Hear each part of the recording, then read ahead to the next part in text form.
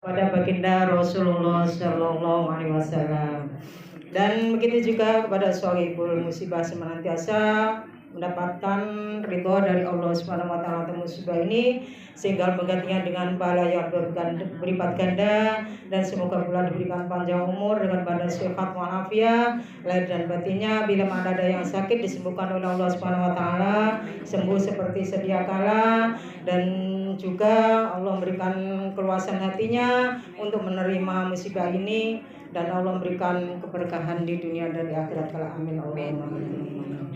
Dan ibu yang saya hormati, sudah kita 7 hari yang sampai hari ini ya.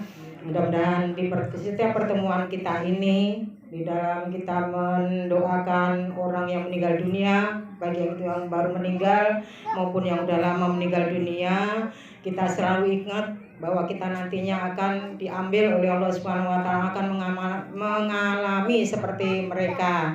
Tidak mungkin kita akan hidup selamanya.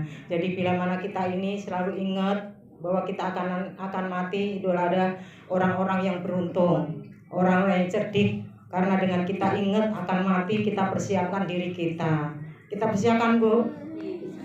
Insyaallah. Seperti ibu nih, Bu, ahli-ahli surga semuanya. Oh ya, amin. Iya, senang rasanya kalau bertemu ataupun berkumpul pada ibu-ibu semuanya. Ini adalah ibu-ibu yang soleha, insya Allah ya Bu ya. Nggak ada orang yang nggak soleha tapi datang ke pengajian, nggak ada. Yang datang pastinya orang-orang yang soleha. Gitu ya Bu ya. Ibu soleha? Insya Allah. Ciri-ciri orang yang soleha kalau udah punya suami itu adalah taat pada suami. Bila mana ada suami kita itu memandang kita, tuh rasanya seneng, pengen kumpul sama istrinya, karena selalu senang memandang istrinya dengan wajah ceria. Soalnya senang, jadi pengennya nih ngomah atau pengen kerja ya. Kalau disuruh itu selalu siget, langsung dikerjakan, apa yang disuruh suami langsung dikerjakan. Jadi suaminya tuh seneng. Setiap hari itu suaminya senang karena memandang istrinya, istrinya menjadi istrinya soleh, partai senang ya Bu ya. Senang nggak Bu suami kita? Senang. Kadang dalam hati kita itu ada pertanyaan, suamiku kok meneng wae. Seneng gua sih orang sama aku kok ora tahu senyum, nggak ada senyumnya, nggak ada merasa ibu kok cantik, ibu kok pinter dan sebagainya. Ada pernah ngalem ya Bu. Kadang ada suami yang gitu, yang tidak mau mengalami istrinya. Padahal istri juga foto di alam ya Bu ya. Istri kok cantik, istri kok pinter, ibu kok istri kok rajin. Pengen ya Bu ya. Dilem bojone kita. Hah? Nggak apa-apa. Itu adalah kita kadang merasa ragu suami kita ini udah ikhlas apa enggak kepada kita, udah ridho kepada kita apa enggak selama ini kita layanin. Mungkin dalam pertanyaan kita ada pertanyaan seperti itu ya Bu ya. Ada nggak Bu? Mungkin ibu-ibu nggak ada. Karena merasa bojoku paling seneng, bojoku seneng sama layani setiap hari dan lain sebagainya. Jadi ada hadis Nabi Muhammad SAW,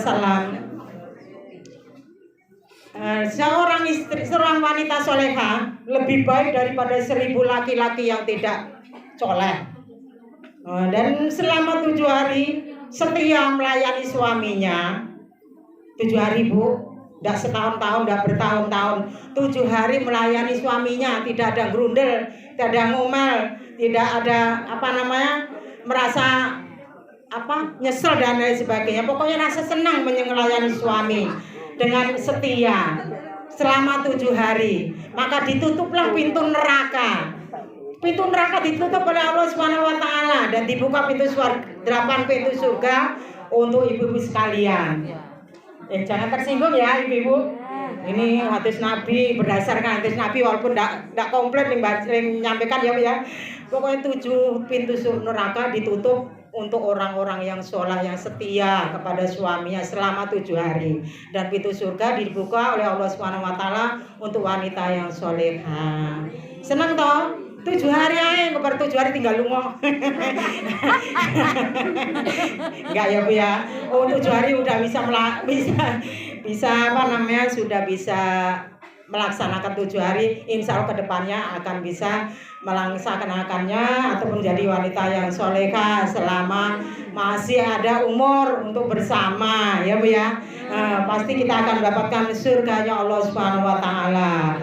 Jadi selama 7 hari, itu syaratnya. Tapi wanita yang solehah itu wanita yang solehah yang menjalankan perintah Allah Subhanahu Wa Taala, yaitu menegakkan agama ataupun sholat, tidak tinggalkan. Sholat Bu, insya Allah sholat ya, jangan ditinggalkan sholatnya. Terus berpuasa, habis puasa apa Bu? Berpuasa, bayar zakat, terus naik haji bila mampu. Jadi semuanya itu dikerjakan pada wanita yang solehah, dan pahalanya seperti itu bila mana setia pada suaminya selama 7 hari melayani suami dengan lapang dada, dengan ikhlas, akan mendapatkan surganya Allah Subhanahu Wa Taala dari pintu mana saja yang dikehendaki. 8 pintu surga Bu. Jadi ibu mau masuk dari mana saja terserah. Pintu pertama apa yang tengah, apa yang terakhir dan sebagainya. Terserah ibu dipersilakan untuk ibu sekalian. Dan bila mana kita sebagai wanita yang solehah menyuci bajunya, baju suami kita itu bajunya dicuci dengan ikhlas, dengan lapang dada, dengan dengan sabar menyuci bojone. Kadang bojone kalau kerjanya di bengkel itu kotornya, naudzubillah ya Bu ya, banyak kotorannya. Tapi ibu ikhlas menyucikan cucian pakaian bajunya yang kotor. Itu Allah akan memberikan kebaikan, 1000 kebaikan diberikan kepada kita. 1000 kebaikan Bu diberikan kepada kita kalau kita menyucikan. Dan begitu juga Allah mengampuni dosa kita, 2000 dosa kita. Sehari kita ada dosa kita Bu, ada 2000. Ada enggak Bu? Rasanya kok enggak ada, sehari enggak ada dosa. Enggak ada dosa, itu udah diampunkan dosa kita, 2000 dosa kita. Dan nanti di yaumil kiamat diangkat derajat kita, 1000 derajat kita. Itu hanya mencucikan bajunya. Makanya bojone naik jersey dicuci lagi ya Bu ya. Kalau nggak ada yang kotor dicuci lagi biar pahalanya mendapatkan terus. Seneng toh?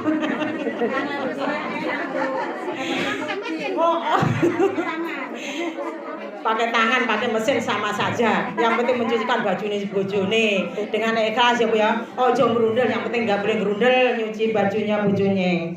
Nah, itu pahala diberikan kepada wanita-wanita solehah yang dapat kemuliaan dari Allah Subhanahu Wa Taala. Senang tak Bu jadi wanita solehah? Gampang nggak Bu? Gampang mungkin. Bu jadi juga pengertian ya Bu ya. Kalau suami kita pengertian kepada kita, sayang kepada kita, mungkin sama-sama kita melaksanakannya juga senang, sabar, ikhlas gitu ya Bu ya. Dan begitu juga, jangan senangnya saja yang kita inginkan. Tapi bila mana kita ini berkata kepada suaminya ataupun meminta kepada suaminya sedangkan suaminya itu tidak mampu, kerjaan seharinya dapatnya 100, mintanya mobil, nggak diberikan mobil nesu, nggak mau menyucikan baju, nggak mau masak dan lain sebagainya, nggak mau melayani suami, itu akan mendapatkan laknat dari Allah Subhanahu Wa Taala, dilaknat oleh Allah gitu ya Bu ya. Jadi mengatakan sesuatu yang menyakitkan hati kepada suaminya itu mendapatkan dosa dari Allah Subhanahu Wa Taala. Jadi selama 70 tahun dosa kita tidak akan diampuni oleh Allah Subhanahu Wa Taala, akan mendapatkan dosa, dilaknat oleh Allah Subhanahu Wa Taala 70 tahun. Kalau umur kita 50 tahun berapa itu Bu? Masih utang 20 tahun. Makanya jangan boleh mengucapkan berkata-kata yang menyakitkan hati suami kita. Ya namanya manusia, kita manusia biasa, kadang juga ada nesu ya Bu ya. Pasti ada nesu. Tapi kalau nesu jangan lama-lama. Jangan sampai suami kita ini marah dan lain sebagainya terlalu lama. Tidak boleh mendiamkan sampai 3 hari ya Bu ya. Apalagi suami kita, tidak boleh. Jadi nggak boleh berkata menyakitkan hati suami, ataupun bila mana kita ini orang yang punya harta banyak, Oh, kamu kesini tuh membawa apa? Semuanya itu adalah hartaku dan lain sebagainya. Itu udah kebaikan kita udah hilang, udah diberikan kepada suami kita. Bila mana kita harta yang banyak dinikmatin suami kita, jadi kita mengucapkan seperti itu akan habis dosa kesalahan kebaikan kita. Jadi hati-hati gitu lisan kita ya Bu ya. Tidak boleh kita berkata menyakitkan suami. Dan bagi ibu yang tidak ada suami, makanya cepat bersuami ya Bu ya, biar mendapatkan pahala yang begitu banyak Bu. Kalau nggak ada suami nggak dapatkan loh. Iya, kalau punya suami itu tadi yang saya sampaikan. Kalau masih ada umur untuk bersuami tidak apa-apa. Yang penting niat beribadah pada Allah Subhanahu wa taala. Pahalanya seperti itu loh Bu yang diberikan kepada kita orang yang punya suami. Itu yang pahalanya banyak yang diberikan kepada kita. Hanya berturuti 7 hari, 7 malam dengan ikhlas setia mendapatkan surganya Allah Subhanahu wa taala dari pintu mana saja yang kita kehendaki. Dan Ibu yang saya hormati, bila mana kita ini punya dosa yang terlalu banyak sehingga kita tidak merasa dosa kita ini tidak akan diampuni oleh Allah Subhanahu wa taala. Allah adalah Maha Pengampun atas dosa-dosa kita. Yang tadinya kita tidak bisa menjadi wanita yang salehah, nggak bisa menjadi wanita yang baik. Setelah ini kita bisa berubah tingkah kita ataupun perbuatan kita dengan baik, dengan kita taat pada suami, setia pada suami, cinta pada suami, ikhlas karena suami. Jadi Allah akan mengampuni dosa-dosa kita ini sebanyak apapun. Dan ketika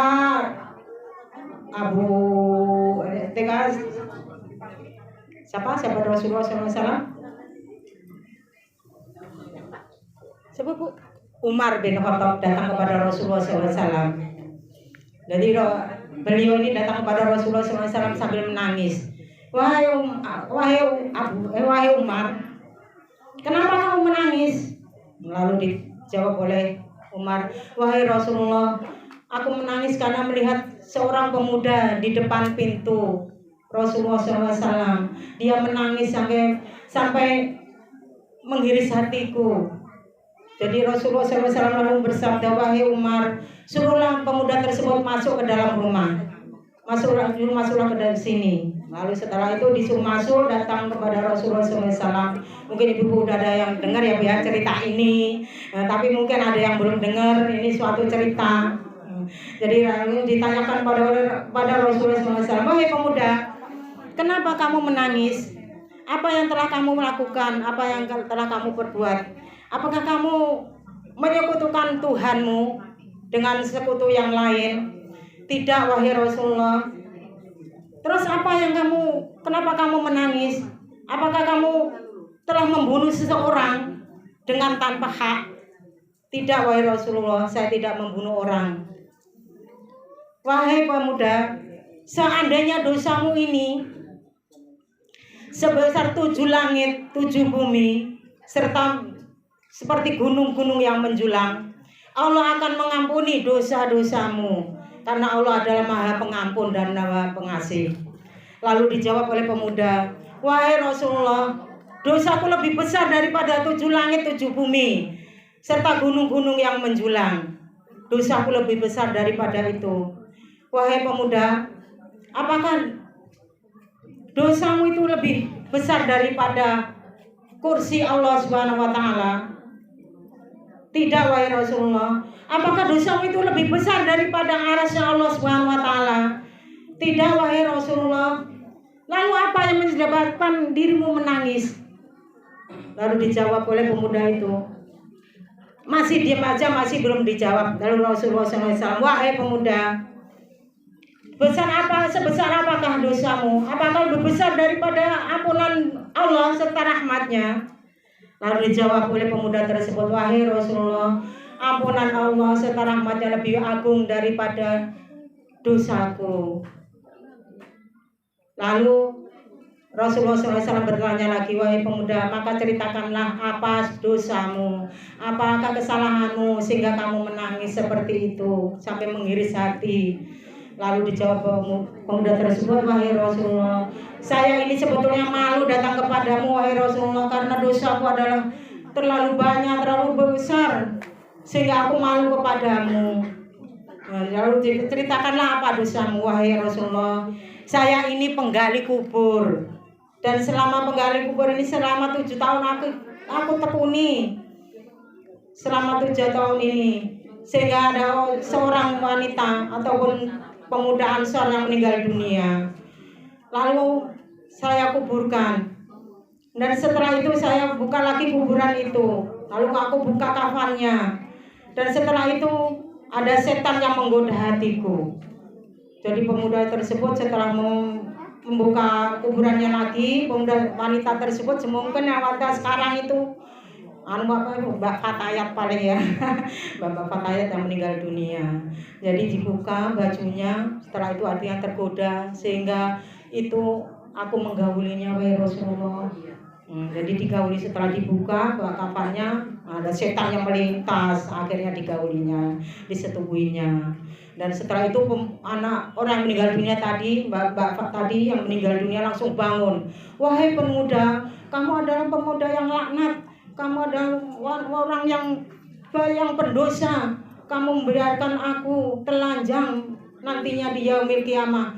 Jadi pada masyarakat aku telanjang dan membawa dosa apa Bu? Junub. Tidak malukah kamu kepada Allah Subhanahu wa taala yang nantinya yang menghisap dosa-dosa orang lain diberikan kepada kebaikan orang lain diberikan kepada orang yang disakitinya, orang yang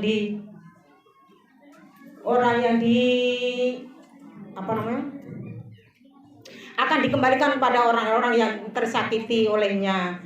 Jadi orang tersebut, jadi pemuda tersebut setelah orang wanita tadi marah pada orang tersebut, lalu menangis terjadi pokoknya sejadi-jadinya lah nangisnya, karena takut dosanya ini nantinya tidak akan mendapatkan ampunan dari Allah Subhanahu wa taala. Jadi dimarahin pada anak wanita tersebut yang digaulinya, wahai pemuda, kamu nanti dilaknat oleh Allah Subhanahu wa taala. Jadi nanti kebaikanmu akan diberikan kepadaku dan lain sebagainya. Jadi anak muda tersebut menyesal atas perbuatannya, sehingga datanglah kepada Rasulullah SAW. Lalu Rasulullah SAW, wahai pemuda, kamu adalah orang yang pendosa, kamu adalah orang yang terlaknat, pergilah dari sini, kamu tidak akan mendapatkan ampunan dari Allah Subhanahu wa taala. Jadi diusir pada Rasulullah SAW karena dosanya yang begitu besar dianggap oleh Rasulullah SAW. Jadi lalu pemuda tersebut selama 40 hari bertobat pada Allah Subhanahu wa taala, siang malam bertobat pada Allah Subhanahu wa taala. Dan juga 40 harinya dia berdoa, wahai Allah, seandainya Engkau mengampuniku, maka beritahukanlah kepada Nabi Muhammad SAW beserta sahabat-sahabatnya. Dan bila mana Engkau tidak mengampuniku, maka bakarlah diriku ini dengan apimu, sehingga nantinya aku di dalam